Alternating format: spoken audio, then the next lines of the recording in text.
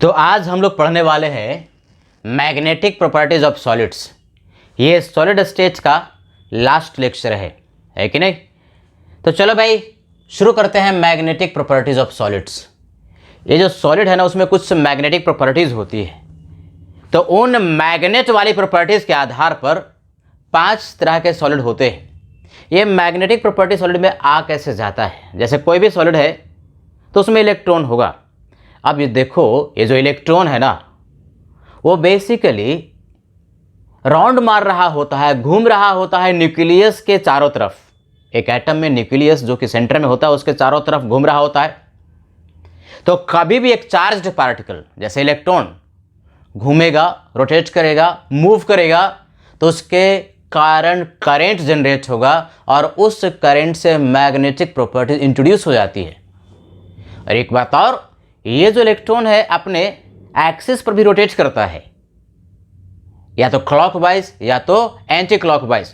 तो ये जो अपने एक्सिस पर रोटेट कर रहा है इलेक्ट्रॉन या फिर न्यूक्लियस के चारों तरफ घूम रहा है सर्कुलर ऑर्बिट्स में, तो उसके कारण करंट डेवलप होता है और उस करंट से मैग्नेटिक प्रॉपर्टीज इंट्रोड्यूस हो जाती है। किसमें? सॉलिड्स में। यानी सॉलिड के मैग्नेटिक प्रॉपर्टीज के आधार पर 5 तरह के सॉलिड होते हैं। ये इनऑर्गेनिक केमिस्ट्री में पढ़ना होता है और फिजिक्स में भी इसको आप पढ़ते हैं। बढ़िया से इसको इस टेबल को याद कर लेना है। किस तरह से इस टेबल को याद करें, एकदम बिल्कुल सिस्टमैटिक ढंग से दिया हुआ है। देखो भाई, तो 5 तरह के सॉलिड में पहला जो सॉलिड है वो है डाईमैग्नेटिक। यही एक ऐसा सॉलिड है जिसमें कि एक भी इलेक्ट्रॉन जो है अनपेयर्ड नहीं है, यानी सारे के सारे इलेक्ट्रॉन्स जो है वो पेयर्ड हैं। डाईमैग्नेटिक में अनपेयर्ड इलेक्ट्रॉन्स नहीं होते।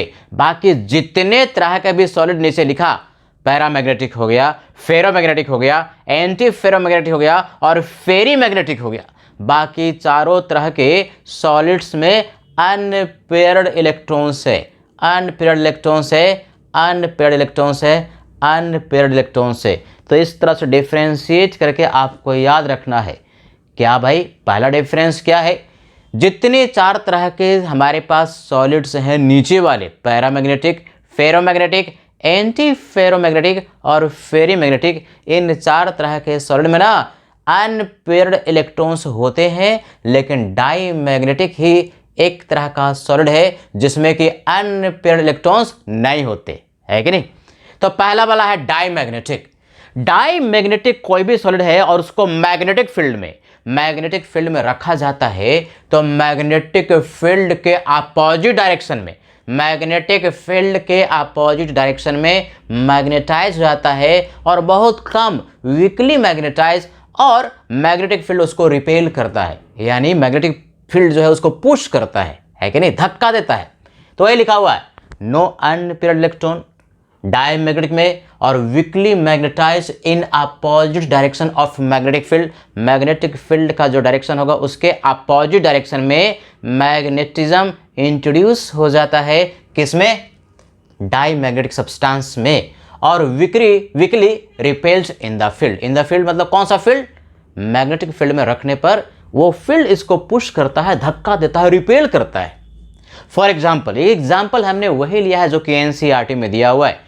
बोर्ड में या फिर किसी भी एग्जाम में आपको एग्जाम्पल जो पूछता है, एग्जाम्पल दे करके पूछता है कि ये कौन सा सॉलिड का प्रकार है, तो एग्जाम्पल्स तो बहुत सारे होते हैं। आपको कम से कम वो एग्जाम्पल बढ़िया से याद कर लेना है जो कि एनसीईआरटी में दिया है, और एनसीईआरटी वाला ही एग्जाम्पल पूछा जाता है। तो एग्जाम्पल हो गया NaCl H2O C6H6, ये सब सॉलिड। दूसरा है पैरामैग्नेटिक। ये पैरामैग्नेटिक जो सब्सटेंस है ना, इसमें अनपेयर्ड इलेक्ट्रॉन होते हैं और मैग्नेटिक फील्ड में यदि इसको रख दिया जाए, मैग्नेटिक फील्ड में रख दिया जाए तो इसका भी मैग्नेटाइजेशन होता है, लेकिन मैग्नेटिक फील्ड के डायरेक्शन में ही। यानी पैरामैग्नेटिक सब्सटेंस को, सॉलिड को मैग्नेटिक फील्ड में रखने पर मैग्नेटिक फील्ड के डायरेक्शन में ही मैग्नेटिज्म इंट्रोड्यूस हो जाता है कि नहीं। और मैग्नेटिक फील्ड में इसको रखते हैं तो ये जो मैग्नेटिक फील्ड है उसको अपनी ओर आकर्षित करता है, अपनी ओर खींचता है, weekly attracted in the field. और ये जो पैरामैग्नेटिक जो सब्सटेंस जो सॉलिड है ना, वो टेम्पोररीली मैग्नेटाइज्ड होता है, यानी मैग्नेटिक फील्ड में जब तक है तो उसमें मैग्नेटिज्म इंट्रोड्यूस हुआ, और जैसे ही मैग्नेटिक फील्ड से अगर इस तरह के पैरामैग्नेटिक सॉलिड को बाहर कर देते हैं, है कि ना, मैग्नेटिक फील्ड से बाहर उठाकर रख दिया, तो इसका मैग्नेटिज्म डिसअपीयर हो जाता है। इसलिए इसको कहते हैं कि ये जो है paramagnetic substance solid temporarily magnetised होता है। इसका एग्जांपल क्या भाई, O2 है, Cu+2 है, Fe3+ है, Cr3+ है। इस तरह से आपको एग्जाम्पल भी याद कर लेना है और डिफ्रेंसिएशन भी देखना है कि नहीं। एक डिफ्रेंसिएशन इन दोनों के बीच में नजर आया, डाई मैग्नेटिक फील्ड के अपोजिट डायरेक्शन में मैग्नेटाइज होता है, पैरामैग्नेटिक मैग्नेटिक फील्ड के डायरेक्शन में ही मैग्नेटाइज होता है। डाई मैग्नेटिक अगर मैग्नेटिक फील्ड में रखे हो तो उसको रिपेल करता है, लेकिन पैरामैग्नेटिक अगर मैग्नेटिक फील्ड में रखे हो तो उसको अपनी ओर अट्रैक्ट करता है, इज़न्ट इट। अगला है फेरोमैग्नेटिक, फेरस से आया है। ये फेरोमैग्नेटिक कैसा सॉलिड है, ये एक ऐसा सॉलिड है जिसमें भी अनपेयर्ड इलेक्ट्रॉन है। देखो भाई, इन चारों में अनपेयर्ड इलेक्ट्रॉन्स तो है ही है, और ये फेरोमैग्नेटिक सब्सटेंस जैसे आयरन अगर मैग्नेट के सामने रख दो, मैग्नेट के सामने इसका मतलब मैग्नेटिक फील्ड में रख दो, तो आयरन को मैग्नेटिक फील्ड बहुत ही स्ट्रांगली अपनी ओर अट्रैक्ट करता है। बचपन में करते थे ना, चुंबक है उसके सामने लोहा रख दिया, फटाक से उसको खींच लेता था। यानी कि वो जो सब्सटेंस था फेरोमैग्नेटिक था, और फेरोमैग्नेटिक सब्सटेंस को मैग्नेटिक फील्ड में रखते हैं तो उसको स्ट्रांगली अट्रैक्ट करता है, और मैग्नेटिक फील्ड के डायरेक्शन में स्ट्रांगली मैग्नेटाइज हो जाता है। बेसिकली इसमें जो इलेक्ट्रॉन्स है मैग्नेटिक फील्ड के डायरेक्शन में ओरिएंट होकर के एक क्या बना लेते हैं, एक डोमेन बना लेते हैं। ये जो आयंस है ना, आयंस कौन सा, ये जो आयंस है मेटल आयंस की अगर हम बात करते हैं जैसे आयरन का, वो एक फील्ड के डायरेक्शन में ओरिएंट होकर के डोमेन बना लेता है और बिल्कुल चुंबक की तरह मैग्नेट की तरह बिहेव करता है ना। फेरोमैग्नेटिक सब्सटेंस में याद रखने वाली बात, फेरोमैग्नेटिक सब्सटेंस मैग्नेटिक फील्ड में रखने पर मैग्नेटिक फील्ड के डायरेक्शन में स्ट्रांगली मैग्नेटाइज होता है, और मैग्नेटिक फील्ड उसको बहुत ही स्ट्रांगली अपनी ओर अट्रैक्ट करता है कि नहीं। लेकिन अगर हम, तो इसमें तो कह रहा है कि अगर हम मैग्नेटिक फील्ड से इस तरह के फेरोमैग्नेटिक सॉलिड को हटा लें तो भी उसमें मैग्नेटिज्म इंट्रोड्यूस हो चुका हुआ होता है। यानी मैग्नेटिक फील्ड में था तो उस समय तो मैग्नेटिज्म इंट्रोड्यूस हुआ ही, मैग्नेटाइज हुआ ही, लेकिन फील्ड से उसको हटा भी लिया जाए तो भी उसमें मैग्नेटिज्म इंट्रोड्यूस हो जाता है। बहुत देर तक एक लोहा को, आयरन को मैग्नेटिक फील्ड के सामने छोड़ दो और मैग्नेटिक फील्ड को हटा भी दो तो भी वो जो आयरन है उसमें मैग्नेटिज्म मैग्नेट की तरह बिहेव करना शुरू कर देता है। यानी कि फेरोमैग्नेटिक सब्सटेंस ना परमानेंटली मैग्नेटाइज होता है, परमानेंटली। कुछ बात समझ में आ रही है? ये जो पैरामैग्नेटिक था टेम्पोररीली मैग्नेटाइज्ड था, यानी मैग्नेटिक फील्ड से अलग करने पर उसमें मैग्नेटिज्म गायब हो गया था, लेकिन फेरोमैग्नेटिक में मैग्नेटिक फील्ड से अलग करने पर भी उसमें मैग्नेटिज्म रह जाता है, तो इसको कहते हैं परमानेंटली मैग्नेटाइज हो गया। लेकिन हीट करने पर यदि फेरोमैग्नेटिक सब्सटेंस से उसको हीट करते हैं तो एक टेम्परेचर ऐसा होता है जिस टेम्परेचर पर वो अपना मैग्नेटिज्म को लूज कर देता है, और उस टेम्परेचर को कहते हैं क्यूरी टेम्परेचर। इस पर याद रखना भाई, थियोरिटिकली सब है, थ्योरी है, 3 बार 4 बार पढ़ोगे सब याद हो जाता है। Example Fe, CO, cobalt, nickel, CrO2। IIT के एडवांस में ये क्वेश्चन पूछ चुका है कि CrO2 किसका एग्जाम्पल है ना। तो CrO2 ये NCERT में दिया हुआ है, CrO2 एग्जाम्पल है किसका, फेरोमैग्नेटिक का। तो ये एग्जाम्पल जो लिखे वो भी बढ़िया से याद कर लेना। अगला है एंटी फेरोमैग्नेटिक, नाम में उसका छुपा हुआ फेरोमैग्नेटिक और उसका एंटी, यानी इसमें जो इलेक्ट्रॉन्स होंगे मैग्नेटिक फील्ड में ओरिएंटेड जो होंगे अपोजिट डायरेक्शन में, और उनका संख्या बराबर। अपोजिट डायरेक्शन का मतलब क्या, कुछ इलेक्ट्रॉन्स जो होंगे मैग्नेटिक फील्ड के डायरेक्शन में होंगे और कुछ जो इलेक्ट्रॉन्स है मैग्नेटिक फील्ड के अपोजिट डायरेक्शन में होंगे, यानी कि डिफरेंट अपोजिटली डायरेक्शन में ओरिएंटेड होंगे। कुछ मान लो कि ऊपर में मैग्नेटिक फील्ड का डायरेक्शन है और नीचे में उसका अपोजिट डायरेक्शन है, तो देखो 50% जो इलेक्ट्रॉन है मैग्नेटिक फील्ड के डायरेक्शन में ओरिएंटेड है और 50% इलेक्ट्रॉन्स जो है उसके अपोजिट डायरेक्शन में ओरिएंटेड है। तो हर एक इलेक्ट्रॉन दूसरे इलेक्ट्रॉन का मैग्नेटिक मोमेंट को कैंसिल कर देगा, और अब मैग्नेटिक मोमेंट कैंसिल होगा तो म्यू का वैल्यू, म्यू क्या होता है मैग्नेटिक मोमेंट, उसका वैल्यू 0 हो जाएगा। जिसका कि एग्जांपल ले लिया MnO, एंटी फेरोमैग्नेटिक। फेरोमैग्नेटिक में ना फेरोमैग्नेटिक इलेक्ट्रॉन्स जो है मैग्नेटिक फील्ड के डायरेक्शन में ही ओरिएंटेड होते हैं, और इसमें एंटी फेरोमैग्नेटिक में मैग्नेटिक फील्ड के डायरेक्शन में भी और उसके अपोजिट डायरेक्शन में भी ओरिएंटेड होते हैं, और उनकी संख्या बराबर होती है, जिसकी वजह से मैग्नेटिक मोमेंट उसमें डेवलप नहीं होता और म्यू का वैल्यू 0 हो जाता है। For example MnO, isn't it? इसको याद करना है। फेरी मैग्नेटिक, देखो भाई थोड़ा सा फर्क है, ये है फेरो, ये है एंटी फेरो और यह है फेरी, यहां O यहां I। फेरी मैग्नेटिक और फेरो मैग्नेटिक में डिफरेंस स्पेलिंग का है, एक O है दूसरा I है, और एंटी फेरोमैग्नेटिक और फेरी मैग्नेटिक में ध्यान से देखोगे तो बड़ा सिमिलरिटी है। इसमें भी अनपेयर्ड इलेक्ट्रॉन है, इसमें भी अनपेयर्ड इलेक्ट्रॉन है। इसमें इलेक्ट्रॉन जो है मैग्नेटिक फील्ड के डायरेक्शन में है और अपोजिट में भी है। इस केस में भी कुछ इलेक्ट्रॉन मैग्नेटिक फील्ड के डायरेक्शन में ओरिएंटेड है और कुछ इलेक्ट्रॉन जो है मैग्नेटिक फील्ड के अपोजिट डायरेक्शन में ओरिएंटेड है, लेकिन उनकी संख्या बराबर नहीं है। फेरी मैग्नेटिक में यहां समझो, इलेक्ट्रॉन मान लो कि ऊपर में मैग्नेटिक फील्ड का डायरेक्शन है, तो ऊपर में 3 इलेक्ट्रॉन, फिर एक इलेक्ट्रॉन जो है उसके अपोजिट डायरेक्शन में ओरिएंटेड है, यानी कि मैग्नेटिक फील्ड में जो नंबर ऑफ इलेक्ट्रॉन्स ओरिएंटेड है और उसके अपोजिट डायरेक्शन में जो ओरिएंटेड है उनकी संख्या बराबर नहीं है। और यदि बराबर नहीं है तो कुछ मैग्नेटिक मोमेंट डेवलप हो जाएगा, म्यू का वैल्यू 0 नहीं होगा, है कि नहीं। यहां पर एंटी फेरोमैग्नेटिक में चूंकि संख्या बराबर था इसलिए म्यू 0 था, एक दूसरे का मैग्नेटिक मोमेंट कैंसिल कर रहा था। यहां पर मैग्नेटिक मोमेंट एक दूसरे का कैंसिल आउट नहीं होगा, तो म्यू का एक सिग्निफिकेंट वैल्यू होगा, यानी 0 के बराबर नहीं होगा। यही सब लिखा हुआ है। और ये जो फेरी मैग्नेटिक सब्सटेंस है, इसका जो बिहेवियर है ना वो कैसा होता है, इसका बिहेवियर पैरामैग्नेटिक सब्सटेंस से मिलता जुलता है कि नहीं। और वीकली अट्रैक्ट होता है फील्ड में। वीकली अट्रैक्ट कौन होता है, पैरामैग्नेटिक पढ़े थे तो ये भी वीकली अट्रैक्ट होता है फील्ड में। कौन सा फील्ड, कौन सा फील्ड, मैग्नेटिक फील्ड में, है कि नहीं। और ये फेरी मैग्नेटिज्म वाला जो प्रॉपर्टी है उसको लूज कर देता है, कब, हिट करने पर। और ये फेरी मैग्नेटिक पैरामैग्नेटिक में कन्वर्ट हो जाता है, कब, जबकि उसको हिट किया जाता है। इसका भी एग्जाम्पल है क्या भाई, Fe3O4, इसको मैग्नेटाइट कहते हैं। ये सब याद कर लेना, क्या बोलते हैं, मैग्नेटाइट। और MgFe2O4, ZnFe2O4 इसको फेराइट्स कहते हैं, है ना। ये भी फेराइट्स है, ये भी फेराइट्स है। तो मैग्नेटाइट्स और ferrites are example of ferrimagnetic. बात समझ में आई, फटाफट 1 मिनट में रिवाइज कर सकते हो क्या भाई।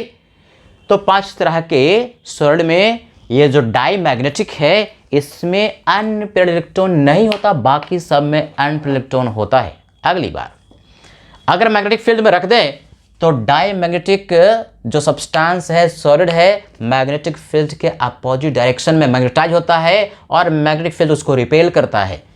पैरामैग्नेटिक मैग्नेटिक फील्ड के डायरेक्शन में ही मैग्नेटाइज होता है और मैग्नेटिक फील्ड उसको हल्का सा, वीकली का मतलब क्या, कमजोर ढंग से हल्का सा अपनी ओर अट्रैक्ट करता है। फेरोमैग्नेटिक में मैग्नेटिक फील्ड में रखने पर ना बहुत ही स्ट्रांगली मैग्नेटिक फील्ड उसको अपनी ओर अट्रैक्ट करता है और मैग्नेटिक फील्ड के डायरेक्शन में स्ट्रांगली ये मैग्नेटाइज हो जाता है, ये परमानेंटली मैग्नेटाइज हो जाता है।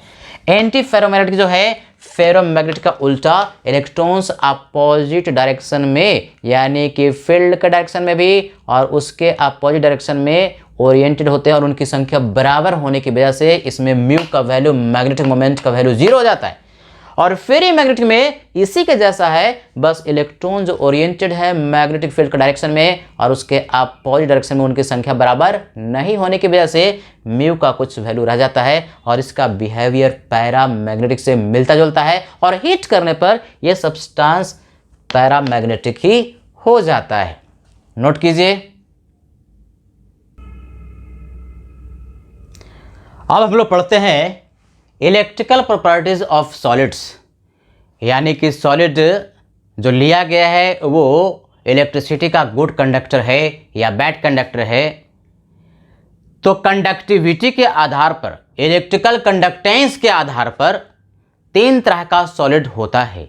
एक को कहते हैं कंडक्टर्स, दूसरा है इंसुलेटर्स और तीसरा है सेमी कंडक्टर्स। ये कंडक्टिविटी क्या होता है? कंडक्टिविटी बेसिकली मेजरमेंट होता है कि कितना ज़्यादा करंट एक कोई सब्सटेंस कैरी कर सकता है। जिसमें कंडक्टिविटी ज़्यादा होगी उसमें करंट ज़्यादा फ्लो करेगा और रेजिस्टेंस कम होगा, जिसका कि यूनिट जो है साइमन पर मीटर है कि नहीं। तो कंडक्टर्स जो होता है उसकी कंडक्टिविटी सबसे ज़्यादा होती है, 10⁴ से लेकर के 10⁷ साइमन पर मीटर के रेंज में होता है। और इंसुलेटर जिसमें कि कंडक्टिविटी ना के बराबर, इसमें करंट फ्लो ना के बराबर करता है, यानी कि बैड कंडक्टर होता है, इसको हम लोग इंसुलेटर भी कहते हैं। इंसुलेटर का मतलब यही हुआ जिसमें कि करंट ना फ्लो करे, है कि नहीं। तो उसकी जो कंडक्टिविटी है नेग्लिजिबली स्मॉल है, 10⁻⁻20 से लेकर के 10⁻⁻10 साइमन पर मीटर के रेंज में होता है। और तीसरा जो है जो कंडक्टिविटी कंडक्टर्स और इंसुलेटर्स के बीच में होता है, इसमें बहुत कम करंट फ्लो करता है, इसको हम लोग सेमी कंडक्टर्स कहते हैं, जिसकी कंडक्टिविटी इन दोनों के बीच में होता है। कहाँ से कहाँ क्या रेंज है भाई? तो 10⁻⁻6 साइमन पर मीटर से लेकर के 10⁴ साइमन पर मीटर के रेंज में सेमी कंडक्टर्स होते हैं। नोट कीजिए। तो सबसे पहले हम लोग बात करते हैं कंडक्शन इन मेटल्स। देखो मेटल जो है ना, चाहे सॉलिड स्टेट में है या मोल्टेन स्टेट में है, यानी इसके लिक्विड स्टेट में है, तो इलेक्ट्रिसिटी कंडक्ट करती है दोनों ही स्टेट में, चाहे सॉलिड स्टेट में हो चाहे मोल्टेन या इसी के लिक्विड स्टेट में हो, है कि नहीं। तो ये जो इलेक्ट्रिसिटी कंडक्ट होती है मेटल्स में किसके चलते? इलेक्ट्रॉन के माइग्रेशन की वजह से, इलेक्ट्रॉन के फ्लो होने की वजह से। और एक कौन सा इलेक्ट्रॉन? Valence electron. यानी कंडक्टिविटी जो डिपेंड करता है वो वैलेंस इलेक्ट्रॉन पर, यानी किसी भी एटम में कितने वैलेंस इलेक्ट्रॉन है, नंबर ऑफ वैलेंस इलेक्ट्रॉन पर एटम, इस पर डिपेंड करता है किसी भी सब्सटेंस की कंडक्टिविटी। तो इस केस में होता क्या है, ये जो एटॉमिक ऑर्बिटल्स हैं, एटॉमिक ऑर्बिटल्स एक दूसरे से मर्ज होकर के मॉलिक्यूलर ऑर्बिटल्स बनाता है ना, मॉलिक्यूलर ऑर्बिटल्स बनाता है। और इन मॉलिक्यूलर ऑर्बिटल्स की एनर्जी बहुत क्लोज होती है, बहुत करीब करीब होती है, जिसके कारण कि ये मॉलिक्यूलर ऑर्बिटल्स एनर्जी बैंड्स बना लेते हैं, एनर्जी बैंड्स। अब दो तरह का एनर्जी बैंड्स होता है, दो तरह का एनर्जी बैंड्स होता है। एक तो जिसमें कि वैलेंस इलेक्ट्रॉन्स मौजूद है, जिसको वैलेंस बैंड कहते हैं, और दूसरा एम्प्टी कंडक्शन बैंड, जिसका की एनर्जी ज़्यादा होती है वैलेंस बैंड से। और कंडक्शन बैंड जिसमें कि इलेक्ट्रॉन पहुंच जाए तो घूम सकता है, मूव कर सकता है, माइग्रेट कर सकता है, वो एम्प्टी होता है, अनऑक्युपाइड होता है। यानी दो तरह का एनर्जी बैंड बनेगा, एक वैलेंस बैंड और दूसरा कंडक्शन बैंड जो कि अनऑक्युपाइड या एम्प्टी होगा। अब मेटल के केस में क्या होता है, या तो ये जो एनर्जी बैंड बना वो पार्शियली फिल्ड है, ये एनर्जी बैंड बना वो तो पार्शियली, या तो पार्शियली फिल्ड है, पार्शियली फिल्ड है तो उसको मूव करने के लिए स्पेस है। तो इलेक्ट्रॉन अगर इलेक्ट्रिक फील्ड अप्लाई कर दे अक्रॉस द सॉलिड तो उस इलेक्ट्रिक फील्ड में इलेक्ट्रॉन मूव कर सकता है, क्योंकि इसमें स्पेस कुछ खाली है, पार्शियली फील्ड 100% फील्ड नहीं है, तो इसमें इलेक्ट्रॉन जो है मूव करेगा। और इलेक्ट्रॉन जब भी मूव करेगा तो करंट क्या करेगा? फ्लो करेगा। यानी बेसिकली मेटल के केस में ये जो एनर्जी बैंड है या तो पार्शियली फिल्ड होता है, ये देखो ये एनर्जी बैंड है जो कि पार्शियली फिल्ड है, 100% इलेक्ट्रॉन से फिल्ड नहीं है। तो इसमें अगर इलेक्ट्रिक फील्ड अप्लाई कर देंगे तो इलेक्ट्रॉन का मूवमेंट होगा और करंट जनरेट होगा। या फिर ऐसा भी हो सकता है कि ये जो दो बैंड्स हैं, कौन कौन? वैलेंस बैंड्स और दूसरा empty conduction band, valence band मान लो फिल्ड है, लेकिन उसकी एनर्जी कंडक्शन बैंड के एनर्जी से ओवरलैप करता है। ये कंडक्शन बैंड तो खाली है, एम्प्टी है, लेकिन यहां से यहां देखो ये कंडक्शन बैंड है और इसमें इलेक्ट्रॉन नहीं था, लेकिन ये जो वैलेंस बैंड है इसकी जो एनर्जी है, और मान लिया कि वैलेंस बैंड कंप्लीटली फिल्ड है इलेक्ट्रॉन से, तो भी ये करंट प्रवाहित इसमें हो सकता है। क्यों?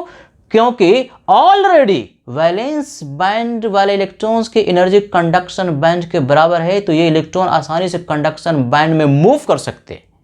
यानी एनर्जी ओवरलैप कर रहा है, तो ऑलरेडी यहां से यहां ऑलरेडी पहुंचा हुआ है, इसकी एनर्जी कंडक्शन बैंड के बराबर, तो ऑलरेडी कंडक्शन बैंड में इलेक्ट्रॉन पहुंचे हुए हैं, तो इलेक्ट्रिक फील्ड अप्लाई करने पर मूवमेंट इलेक्ट्रॉन का आसानी से होगा और अच्छा खासा करंट मिलता है। तो मेटल्स जो होते हैं गुड कंडक्टर्स ऑफ इलेक्ट्रिसिटी होता है। यही सब बातें यहाँ पर लिखी हुई है, जिसको एक बार दो बार पढ़ करके और बढ़िया से दिमाग में बैठा लेना है। थ्योरेटिकल कॉन्सेप्ट है, और ये सब जो कॉन्सेप्ट है ना, थ्योरी वाला बोर्ड में खास करके पूछता है। अब देखो इंसुलेटर केस में क्या होता है। इंसुलेटर केस में वैलेंस बैंड कंप्लीटली फिल्ड है, और ये जो कंडक्शन बैंड, सीबी का मतलब कंडक्शन बैंड, वीबी का मतलब वैलेंस बैंड, तो वैलेंस बैंड कंप्लीटली फिल्ड होता है, और कंडक्शन बैंड की जो एनर्जी है वैलेंस बैंड के एनर्जी से बहुत ज़्यादा होता है। यानी बेसिकली एनर्जी का जो गैप है बहुत ज़्यादा, इस एनर्जी गैप को कंडक्शन बैंड और वैलेंस बैंड के एनर्जी गैप को कहते हैं फॉरबिडन जोन। अब चूंकि इलेक्ट्रॉन जब तक कंडक्शन बैंड में नहीं पहुंचेगा तब तक मूव नहीं करेगा, क्योंकि ये तो कंप्लीटली फिल्ड है, इसमें तो स्पेस है ही नहीं। मूवमेंट करने के लिए कंडक्शन बैंड तक पहुंचना जरूरी है। अब एनर्जी गैप इतना ज़्यादा है इंसुलेटर केस में कि इलेक्ट्रॉन यहां से कंडक्शन बैंड तक पहुंच ही नहीं पाता, इसीलिए इलेक्ट्रॉन यदि फ्लो नहीं करेगा तो कंडक्टिविटी नेग्लिजिबली स्मॉल ना के बराबर होता है, या कहो बैड कंडक्टर ऑफ इलेक्ट्रिसिटी होती है। ये सब चीजें लिखे। Insulator bad conductor of electricity क्यों होता है? क्योंकि कंडक्शन बैंड और वैलेंस बैंड के बीच में एनर्जी का डिफरेंस बहुत ज़्यादा होता है। वैलेंस बैंड कंप्लीटली फिल्ड है, मूव नहीं कर सकता इलेक्ट्रॉन, और ये जो इलेक्ट्रॉन है वो कंडक्शन बैंड से वैलेंस बैंड से कंडक्शन बैंड तक नहीं पहुंच पाते। इस वजह से इलेक्ट्रॉन मूव नहीं करेगा, तो कंडक्टिविटी भी नेग्लिजिबली स्मॉल, या कहें कि ना के बराबर कंडक्टिविटी होती है। ये बैड कंडक्टर ऑफ इलेक्ट्रिसिटी होते हैं। इसको क्या बोलते हैं? इंसुलेटर्स। अब इन दोनों के बीच में इंसुलेटर और क्या कंडक्टर, कौन था कंडक्टर? मेटल्स। और ये जो इंसुलेटर है इनके बीच में भी कंडक्टिविटी होती है, जिसको हम लोग कहते हैं सेमी कंडक्टर। सबसे ज़्यादा इंपॉर्टेंट और सबसे ज़्यादा क्वेश्चन उसी से पूछेगा, सेमी कंडक्टर से। उसी को पढ़ते हैं, नोट कीजिए इसको। तो पढ़ लिया कि एक कंडक्टर होता है, मेटल जनरली कंडक्टर होता है, तो उसमें क्या होता है?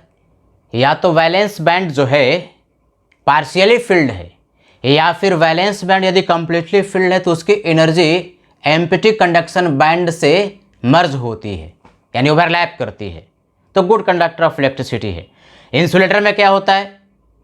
ये जो कंडक्शन बैंड है और फील्ड वैलेंस बैंड है, उनके बीच का एनर्जी का डिफरेंस बहुत ज़्यादा, एनर्जी गैप, जिसको फॉरबिडन गैप कहते हैं, बहुत ज़्यादा है। तो इलेक्ट्रॉन जंप करके ना वैलेंस बैंड से कंडक्शन बैंड तक पहुंच ही नहीं पाता, तो इलेक्ट्रिसिटी ना के बराबर कंडक्ट होती है, बैड कंडक्टर ऑफ इलेक्ट्रिसिटी होता है। सबसे जो इंपॉर्टेंट और सबसे इंटरेस्टिंग जो है वो कंडक्शन इन सेमी कंडक्टर, बढ़िया से देख लेना, इसी से न्यूमेरिकल पूछता है, क्वेश्चन पूछता है, न्यूमेरिकल नहीं बल्कि क्वेश्चन, थ्योरेटिकल क्वेश्चन पूछता है। क्या कहता है? देखो भाई, इसमें वैलेंस बैंड है, फील्ड है, और कंडक्शन बैंड जो कि एम्प्टी होता है। अब वैलेंस बैंड से कंडक्शन बैंड तक पहुंचने के लिए एनर्जी का जो गैप यदि कम हो, सेमी कंडक्टर के केस में ना वैलेंस बैंड के एनर्जी और कंडक्शन बैंड के एनर्जी का बीच का जो डिफरेंस, एनर्जी गैप जो है बहुत छोटा होता है, स्मॉल एनर्जी गैप होता है। तो इवन रूम टेम्परेचर पर ये जो इलेक्ट्रॉन से वैलेंस बैंड में छलांग लगा करके जंप करके कंडक्शन बैंड तक पहुंच जाता है। तो जैसे ही कंडक्शन बैंड में पहुंचेगा इलेक्ट्रॉन, फिर यहां इलेक्ट्रिक फील्ड अप्लाई कर देंगे तो वो घूम सकता है, मूव कर सकता है। तो स्मॉल क्वांटिटी ऑफ इलेक्ट्रिसिटी मिलती है, बहुत कम इलेक्ट्रिसिटी मिलती है, क्योंकि जंप करके बहुत ज़्यादा इलेक्ट्रॉन नहीं पहुंच पाता कंडक्शन बैंड तक। क्या कह रहे हैं? देखो सब यहाँ पर इंग्लिश में भी लिखा हुआ है, gap between valence band and conduction band is small, Hence, electron can jump from valence band to conduction band even at room temperature.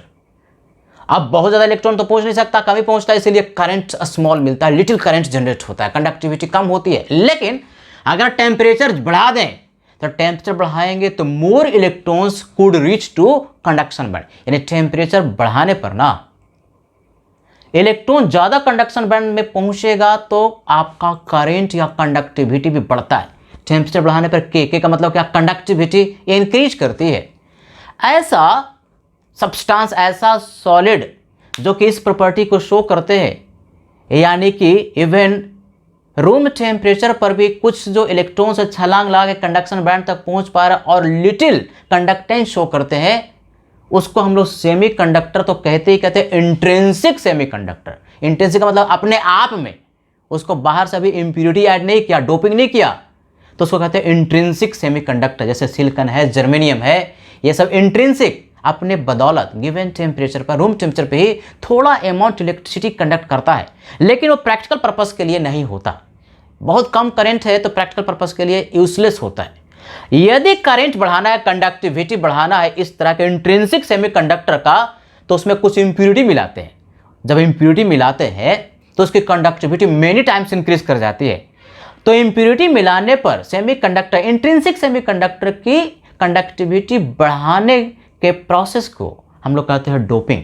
Impurity add करने की प्रक्रिया जिससे कि कंडक्टिविटी सेमीकंडक्टर का बढ़ जाए, उस प्रोसेस को कहते हैं डोपिंग। डोपिंग है कि नहीं, addition of impurity to intrinsic conductor to increase conductivity is called doping. अब इसी डोपिंग के बारे में हम लोग विस्तार से पढ़ते हैं। तो भाई इंट्रिंसिक सेमीकंडक्टर में डोपिंग करके, मतलब उसमें स्मॉल क्वांटिटी इम्प्यूरिटी मिला करके हम उसकी कंडक्टिविटी मेनी टाइम्स इंक्रीज कर सकते हैं। डोपिंग दो तरह से होता है। Doping with 15th group element, मतलब 15th ग्रुप, 15वें ग्रुप का जो एलिमेंट है जिसमें 5 वैलेंस इलेक्ट्रॉन है, फॉर एग्जांपल फास्फोरस, उसको यदि सिलिकॉन वाले जो तुम्हारे पास सॉलिड है या फिर जर्मेनियम वाला जो सॉलिड है उसमें स्मॉल क्वांटिटी ऐड कर दिया, यानी इंप्यूरिटी ऐड कर दिया, किसका, फास्फोरस का, तो उसको हम लोग कह रहे हैं डोपिंग। तो देखो होता क्या है, ये अंग्रेजी में जो लिखा है यहां पर हम समझाते हैं। ये आपके पास परफेक्ट क्रिस्टल है किसी एक का, मान लो या तो सिलिकॉन का या जर्मेनियम का, जिसमें कि 4 वैलेंस इलेक्ट्रॉन है, 14th ग्रुप एलिमेंट होता है, इंट्रिंसिक सेमीकंडक्टर है सिलिकॉन या जर्मेनियम। तो एक जर्मेनियम एटम दूसरे जर्मेनियम एटम के साथ कोवेलेंट बॉन्ड से जुड़ा हुआ है, सारे जर्मेनियम के एटम्स हैं और electron pair electron pair electron pair है कि नहीं, 4 दोनों के पास है और कोवेलेंट बॉन्ड से जुड़ा हुआ है। इस तरह से 14th ग्रुप के एलिमेंट जर्मेनियम या सिलिकॉन आपस में एटम्स कोवेलेंट बॉन्ड से जुड़ा हुआ है, इजंट। अब क्या करते हैं, इसमें स्मॉल क्वांटिटी फास्फोरस का डाल दिया जो कि इंप्यूरिटी है, जिसको हम डोपिंग करें कि इंप्यूरिटी ऐड करना डोपिंग कहलाता है। तो क्या करता है, फास्फोरस का जो एटम है कुछ लैटिस पॉइंट उस सिलिकॉन का, मान लो ये सिलिकॉन के ही एटम्स है, उस सिलिकॉन के कुछ लैटिस पॉइंट के जगह पर जाकर के बैठ जाता है, जिसको हम ब्लू कलर से लिख रहे हैं। ये देखो, अब ये जो एटम है ना, ये ब्लू वाला जो एटम हमने इस तरह से किया, लिखा ये ब्लू वाला, तो जो ब्लू वाला एटम क्या है, फास्फोरस, फास्फोरस है, बाकी सब सिलिकॉन था ब्लैक वाला। अब फास्फोरस पेंटावैलेंट है, 15th ग्रुप एलिमेंट है, इसके पास 5 इलेक्ट्रॉन है। तो 5 इलेक्ट्रॉन जो तुम्हारे पास फास्फोरस के थे, बगल वाला जो सिलिकॉन या जर्मेनियम का एटम 14th ग्रुप वाला था, उसके साथ 4 इलेक्ट्रॉन उसमें से बॉन्ड बना लिया, 4 इलेक्ट्रॉन उसमें से बॉन्ड बना लिया, ये इसके साथ भी बना लिया और इसके साथ भी बना लिया, यानी कि 5 वैलेंस इलेक्ट्रॉन में से 4 वैलेंस इलेक्ट्रॉन ने सिलिकॉन या जर्मेनियम के साथ बॉन्ड बना लिया, 4 इलेक्ट्रॉन उसका इस्तेमाल हो गया, 4 वैलेंस इलेक्ट्रॉन इस्तेमाल हो गया, लेकिन इसमें तो 5 वैलेंस इलेक्ट्रॉन था। ये है 5वां वैलेंस इलेक्ट्रॉन। ये 5वां वैलेंस इलेक्ट्रॉन क्या है, ये फ्री है, ये अनयूज्ड है। ये 5वां, 5th unused electron of phosphorus is delocalized, है कि नहीं।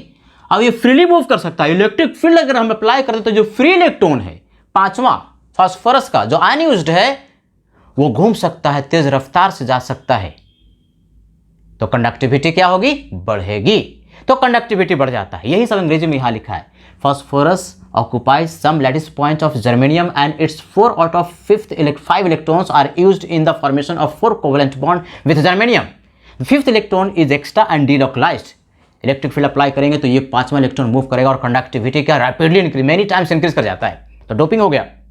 अब चूंकि इलेक्ट्रॉन है जो कि डिलोकलाइज हो गया और उसके मूवमेंट से, इस इलेक्ट्रॉन जो कि फ्री इलेक्ट्रॉन था उसके मूवमेंट से करंट मेनी टाइम्स बढ़ गया, तो इलेक्ट्रॉन नेगेटिव चार्ज की पॉजिटिव चार्ज, नेगेटिव चार्ज, तो नेगेटिव चार्ज के मूवमेंट से जब करंट मेनी टाइम्स इंक्रीज कर गया तो आप जो सेमीकंडक्टर उसको कहते हैं एन टाइप सेमीकंडक्टर। एन का मतलब क्या, नेगेटिवली चार्ज्ड, एन का मतलब नेगेटिवली चार्ज्ड, यानी इलेक्ट्रॉन जो है नेगेटिवली चार्ज है, उस पार्टिकल के मूवमेंट से अब कंडक्शन बहुत ज़्यादा मिलेगा। तो इस तरह के सेमीकंडक्टर को हम लोग कहते हैं एन टाइप सेमीकंडक्टर्स। तो देखो भाई, एक तरह से डोपिंग तो हम लोगों ने पढ़ लिया, जिसमें फास्फोरस जो कि पेंटावैलेंट एलिमेंट था, एटम था, उसको हम लोगों ने इंट्रिंसिक सेमीकंडक्टर में ऐड कर दिया, डोपिंग कर दिया। वो जो फास्फोरस था, पेंटावैलेंट था, वो इलेक्ट्रॉन रिच स्पीसीज था। लेकिन ऐसा भी कर सकते हैं, दूसरा भी तरीका है डोपिंग करने का, इलेक्ट्रॉन डेफिशिएंट एलिमेंट उसमें ऐड कर दे, यानी कि इलेक्ट्रॉन जिसमें कम है, जैसे 13th ग्रुप एलिमेंट। हमें सिलिकॉन और जर्मेनियम जो कि इंट्रिंसिक सेमीकंडक्टर है, 14th ग्रुप एलिमेंट है, उसके 4 वैलेंस इलेक्ट्रॉन है, लेकिन उसी में यदि हम 13th ग्रुप यानी 13वीं ग्रुप के कुछ एटम को ऐड कर दे, फॉर एग्जांपल बोरोन या एल्युमिनियम ऐड कर दिया स्मॉल क्वांटिटी, तो अब जो हमारे पास निकल करके आएगा सेमीकंडक्टर, उसको हम लोग कहेंगे ये डोपिंग किया गया 13th ग्रुप जो कि इलेक्ट्रॉन डेफिशिएंट इंप्योरिटी था, उसके द्वारा। होता क्या है, पहले इस डायग्राम से हम लोग समझते हैं, फिर अंग्रेजी में समझ लेंगे क्या लिखा हुआ है। मान लो कि ये सिलिकॉन का हमारे पास इंट्रिंसिक सेमीकंडक्टर था, तो हर एक सिलिकॉन एटम दूसरे सिलिकॉन एटम से कोवेलेंट बॉन्ड से जुड़ा हुआ है, 4 वैलेंस इलेक्ट्रॉन है, जुड़ा हुआ है। लेकिन इसमें हमने स्मॉल क्वांटिटी बोरोन का ऐड कर दिया जो कि इलेक्ट्रॉन डेफिशिएंट स्पीसीज है, 13th ग्रुप एलिमेंट है। तो कुछ जो लैटिस पॉइंट है किसका, सिलिकॉन का, उस साइट पर जा करके, जैसे ये मान लो सिलिकॉन था, तो इसके साइट पर जा करके बैठ गया, कौन बैठ गया, बोरोन। बाकी हर जगह सिलिकॉन था, यहां बोरोन जा करके बैठ गया, इंप्योरिटी हो गई। अब बोरोन के पास 3 ही है ना, बोरोन के पास जो वैलेंस इलेक्ट्रॉन है वो कितना है, 3 है। ये सिलिकॉन का था, सिलिकॉन का था, सिलिकॉन का था, सिलिकॉन था, लेकिन बोरोन के पास तो 3 ही है। तो एक इधर वैलेंस इलेक्ट्रॉन बॉन्ड बना लिया इस सिलिकॉन के साथ, एक यहां बना लिया और एक यहां बना लिया, लेकिन यहां पर बनाने के लिए इस बोरोन के पास इलेक्ट्रॉन की कमी है, इलेक्ट्रॉन नहीं है, इलेक्ट्रॉन डेफिशिएंट स्पीसीज हो गया ना। तो ये जो है इसको कहते हैं एक होल क्रिएट हो गया, ये होल क्रिएट हो गया। यहां पर ये देखो डॉटेड लाइन ऐसे कर दिया, क्या क्रिएट हो गया, होल क्रिएट हो गया। ये होल इलेक्ट्रॉन होल कहते हैं, इसको बोलेंगे इलेक्ट्रॉन होल क्रिएट हो गया, है ना, लिखा हुआ है इलेक्ट्रॉन होल या इलेक्ट्रॉन वैकेंसी क्रिएट हो गई, जो कि बॉन्ड बनाने के लिए इसके साथ इस एक इलेक्ट्रॉन को चाहिए था, इलेक्ट्रॉन बोरोन के पास नहीं, उसको हमने इलेक्ट्रॉन होल कह दिया। अब ये बोरोन ना इसके साथ बॉन्ड बनाना चाहेगा, टेंडेंसी होगी बॉन्ड बनाने की, तो नियर बाय जो इलेक्ट्रॉन था, नियर बाय ये इलेक्ट्रॉन, जैसे मान लो यहां इलेक्ट्रॉन है, ये इलेक्ट्रॉन चल करके यहां पर आएगा। अब ये इलेक्ट्रॉन यहां चल करके यहां पर आएगा, तो यहां पर तो बॉन्ड बन गया है कि नहीं, लेकिन यहां जहां से इलेक्ट्रॉन चला इस ओरिजिनल पोजीशन पर भी एक होल क्रिएट हो गया। अब यहां पर भी क्या होगा, एक होल क्रिएट हो जाएगा। अब इसको फिल करने के लिए मान लो यहां से इलेक्ट्रॉन आया, तो यहां पर क्या होगा, होल क्रिएट हो जाएगा। यानी बेसिकली इलेक्ट्रॉन ट्रांसफर इधर से इधर हो रहा है, इधर जा रहा है, इधर जा रहा है, और होल इधर से इधर, होल इधर से इधर, होल इधर से इधर, यानी इलेक्ट्रॉन का जो डायरेक्शन है, होल का डायरेक्शन उसके अपोजिट है, ये होल है। अब चूंकि इलेक्ट्रॉन के अपोजिट डायरेक्शन में होल मूव कर रहा है, मूव कर रहा एक्चुअल में क्या, इलेक्ट्रॉन, लेकिन ऐसा प्रतीत होता है जैसे कि ये जो होल वैकेंसी क्रिएट होगी वो मूव कर रहा है इलेक्ट्रॉन के अपोजिट डायरेक्शन में। तो इलेक्ट्रॉन के अपोजिट डायरेक्शन में मूवमेंट के कारण इसको पॉजिटिव चार्ज कह दिया, इस होल को पॉजिटिव चार्ज कह दिया। यानी बेसिकली ऐसा अपीयर होता है कि पॉजिटिव चार्ज जो होल है वो मूव कर रहा है और करंट मिल रहा है इसीलिए इस तरह का सेमीकंडक्टर जब मिलेगा तो उसको कहेंगे पी टाइप सेमीकंडक्टर। पी का मतलब क्या? Positively charged. ये जो पी लिखा ना उसका अर्थ है पॉजिटिवली चार्ज्ड।